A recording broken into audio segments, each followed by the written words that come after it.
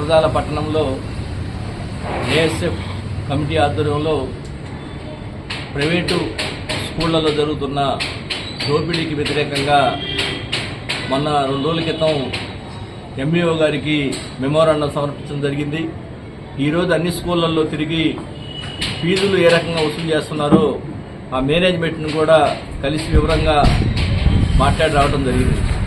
ప్రతి స్కూల్లో కూడా పుస్తకాలు స్కూల్ మేనేజ్మెంటే ఎక్కువ ధరలకి అమ్ముతున్నారు. బయట నుంచి కనుక నోట్ పుస్తకాలు కానీ కొనుక్కుంటే స్కూల్లోకి ఎలవ్ చేయమని చెబుతున్నారు. అదేవిధంగా గవర్నమెంట్ వసూలు చేయమన్న ఫీజుల కంటే కూడా అధిక ఫీజులు వసూలు చేస్తున్నారు. 1వ తరగతి విద్యార్థికి సుమారు 50,000 రూపాయలు ఖర్చు అవుతూ ఉంది.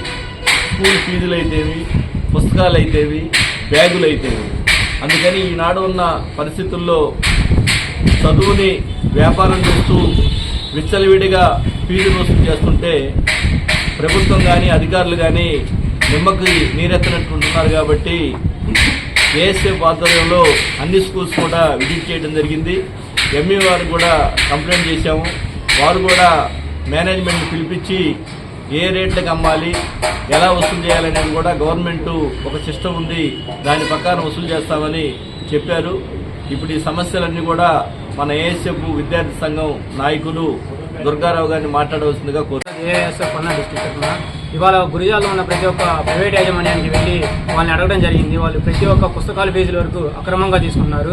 అసలు స్కూల్స్లో బుక్స్, యూనిఫామ్ అమ్మకూడదు అని చెప్పి జీవో నెంబర్ 53 ఉంది. దాన్ని ఉల్లంఘించి వీళ్ళు ప్రతి ఒక్కరు అధిక ఫీజుల్లో వసూలు చేస్తున్నారు. ఎంఈఓ గారికి 2 రోజుల క్రితమే మేము మెమో ఇవ్వడం జరిగింది. ఎంఈఓ గారు నిమ్మకి నీరెత్తినట్టు తప్ప అసలుకి ఏ విషయం ఎవరిని పట్టించుకోలేదు, ఎవరిని పిలిపించి మాట్లాడలేదు. ఇప్పటిదాకా ఎటువంటి రెస్పాన్స్ కూడా లేదు. ఉన్న ప్రతి ఒక్క స్కూల్ని విజిట్ చేసి మాట్లాడాం. వాళ్ళేమో మాకు సంబంధం లేదు, మేము అమ్మట్లేదని చెప్తున్నారు. వాళ్ళ దగ్గర ఏమో అధిక నిలువలు ఉన్నాయి పుస్తకాలు. వాళ్ళ వరకు విచ్చలవిడిగా చేస్తున్నారు. ప్రతి ఒక్క క్యాంపస్ని మాట్లాడటం జరిగింది వాళ్ళు వెళ్ళి. దీని మీద ఎంఈఓ గారు చర్యలు తీసుకోకపోతే దీని మీద భారీ ఎత్తున డిఓ దగ్గర మేము మరికొన్ని రోజుల్లో దిగుతామని చెప్పి గవర్నమెంట్ హెచ్చరిస్తున్నాం.